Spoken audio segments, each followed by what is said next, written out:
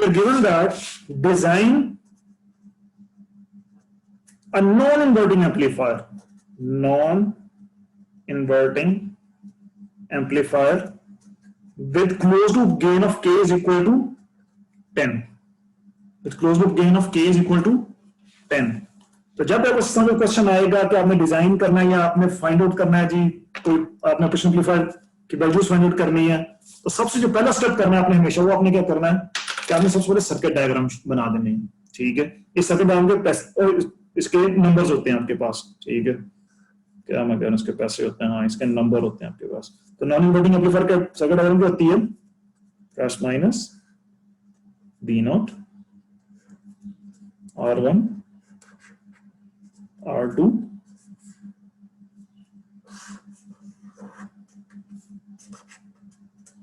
BS। यहाँ पे B not से तो हमेशा प्लस का साइन जरूर लगाना है आपने। ठीक है, प्लस का मतलब क्या है, it is with respect to the ground. ठीक है जी, and B naught is at higher potential as compared to the ground. तो सबसे पहले आपने ये सर्किट डायग्राम बनाती है, इसके नंबर होते हैं डिजाइन के क्वेश्चन के अंदर हमेशा। अब आपने आगे लिख देना चाहिए, we know that for a non inverting amplifier, ये बार-बार बनाने का फायदा क्या होगा, आपको ये पक्का याद हो जाएगा इसका सर्किट डायग्राम क्या होती है। So for a non inverting amplifier we know that K is equal to R1 plus R2 divided by R2, R1 plus R2 divided by R2। अब इसमें से दो अननोन है, K की वैल्यू तो आपको गिवन है, लेकिन अननोन यहाँ पे कितने आपके पास दो हैं, R1 भी अननोन है, R2 भी अननोन है आपके पास।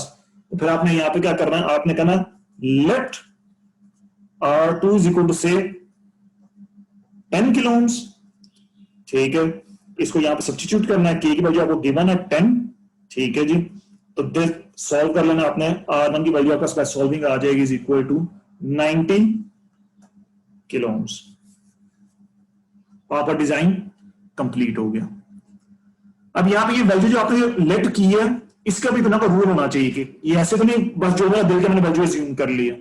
जो रूल ऑफ थंब है आपके पास, रूल ऑफ थंब ये है आपके पास कि आपने जो रेजिस्टेंस की वैल्यू अज्यूम करनी है, that should be greater than 1 kilo ohm. Any value of the resistance assume for this operation amplifier circuits should be greater than 1 kilo ohms. Any assume value should be greater than 1 kilo ohms. इसके पीछे logic क्या है, इसके पीछे logic ये है because जो power है रेजिस्टर के अंदर, that should be less than 0.25 watts, यानी कि जो रेजिस्टर पावर कंज्यूम कर रहा है that should be less than 0.25 watts. अब आपको पता है रेजिस्टर की पावर क्या होती है, V square over R, V square over R। अब जो V की मैक्सिमम वोल्टेज कितनी आ सकती है आपका सर्किट के अंदर, किसी भी रेजिस्टर क्रॉस, इस क्रॉस मैक्सिमम वोल्टेज कितनी आ सकती है आपके पास, VCC। क्योंकि आपको पता ही है फ्रॉम द ट्रांसफर कैरेक्टरिस्टिक्स कि मैक्सिमम वैल्यू कितनी होती है वोल्टेज की सर्किट के अंदर, प्लस VCC या माइनस VCC। तो इससे ज्यादा तो आपस वोल्टेज की वैल्यू कभी भी नहीं हो सकती। टिपिकली जो V की वैल्यू, VCC की वैल्यू आपके पास होती है जी 15 वोल्ट्स। तो यहां पर 15 सब्स्टिट्यूट कर दें तो आपके पास आ जाएगा R should be greater then 900 ohms। तो उसको हम जरा राउंड ऑफ करके कह देते हैं जी R should be greater than 1 kilo ohms। This will ensure that the power consumption that should be less than 0.25 watts. So R should be greater than 1 kilo ohms and R should be less than 1 mega ohms.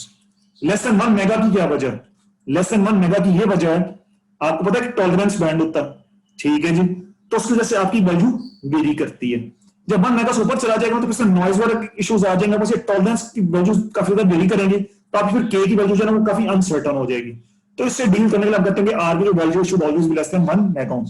सो आपने 1 के और 1 mega के दरमियान की value assume करनी होती है resistor किस तरह के डिजाइन प्रॉब्लम्स में जहां पे आप सॉल्व ना कर सकें। अगर आप दोनों वैल्यूज फाइंड आउट कर सकते हैं सर्किट में, फिर तो आपने फाइंड आउट करनी है, लेकिन अगर एक वैल्यू अज्यूम करनी पड़ रही है आपको, तो फिर आपने अजम्पशन इस तरह लेनी है 1 के और 1 मेगा के दरमियान। 1 के से ग्रेटर क्यों, ताकि power consumption less than 0.25 watts हो, और लेस देन 1 मेगा क्यों, क्योंकि इसके बाद आपको जो नॉइज वाले इश्यूज हैं काफी ज्यादा इंक्रीज हो जाते हैं आपके सर्किट। नॉइज यानी अनवांटेड सिग्नल जनरेट होता है बस बिकॉज़ ऑफ टॉलरेंस एंड मुख्तलिफ इश्यूज होते हैं इसके अंदर आपके पास। ठीक है, अब आपको गिवन है जी एक और क्वेश्चन के अंदर for a non inverting operation, for a non inverting amplifier, non inverting amplifier के लिए आपको गिवन है कि R1 is equal to 2 times R2। ठीक है, और आपको गिवन है कि VCC is equal two plus minus 12 volts. वो कहते हैं VS की रेंज बताएं, VS की रेंज बताएं which will ensure that your operation amplifier is operating in the linear region। ठीक है, R1 is equal to 2R2 और आपको गिवन क्या है कि VCC equal plus minus 12 volts, यानी कि मैक्सिमम आउटपुट आपको या तो 12 हो सकता है या मिनिमम आपका कितना होता है -12। इससे ऊपर नीचे होगा आपका आउटपुट तो क्या हो जाएगा, वो सैचुरेशन मोड के अंदर चला जाएगा। तो लीनियर मोड में आपने ऑपरेट करवाना तो आपको उसके लिए इनपुट की रेंज चाहिए। तो we know that for a non-inverting amplifier, V0 is equal to R1 plus R2 divided by R2 into VS। ठीक हो गया जी। अब इसकी आपको पता लगा हम चाहते क्या हैं, हम ये चाहते हैं कि हमारा जो V0 है it should be less than 12 volts. क्यों? This is the value of the VCC। ठीक हो गया जी, हमारा ये हो गया आउटपुट।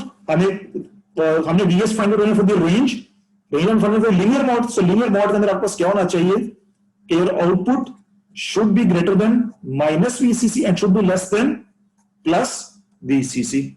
ये वैल्यू यहां पे सब्स्टिट्यूट कर दें आप। माइनस VCC की वैल्यू कितनी है, -12। सो -12 V0 की वैल्यू क्या आपके पास, R1 plus R2 divided by R2 into VS और प्लस VCC की वैल्यू कितनी है, +12। अभी आपके पास क्या आ गया जी, ये आपका सही क्वेश्चन बन गया। अब R1 is equal to 2R2, R1 is equal to 2R2, R1 is equal to 2R2। यहां पे सब्स्टिट्यूट करने आपको क्या आ जाएगा, -12 R1 is equal to 2R2. So 2R2 plus R2 divided by R2 into VS must be less than plus 12 volts। ये 3R2 हो गया, ये 2R2 plus R2 3R2, फिर R2 से कैंसिल हो जाएगा तो आपको क्या आ जाएगा, -12 3R2 over R2 into VS must be less than plus 12 volts। R2 से कैंसिल हो गया तो आपको क्या आ गया, -12 3VS plus 12। पूरी क्वेश्चन 3 से डिवाइड कर देता हूं, आपस क्या आ जाएगा, -4 VS +4। तो VS की वैल्यू और -4 और +4 के दरमियान रहेगी तो आपका जो सर्किट है वो लीनियर मोड में ऑपरेट करता रहेगा। अगर इससे कम या ज्यादा हो जाएगी तो फिर ये क्या हो जाएगा, आपके पास आपके सैचुरेशन मोड के अंदर चला जाएगा। ठीक है जी। So output is bound by the plus minus VCC। Output is bound by the plus minus VCC in the linear range, जो हमने फाइंड आउट करनी है for the linear operation of the operational amplifier.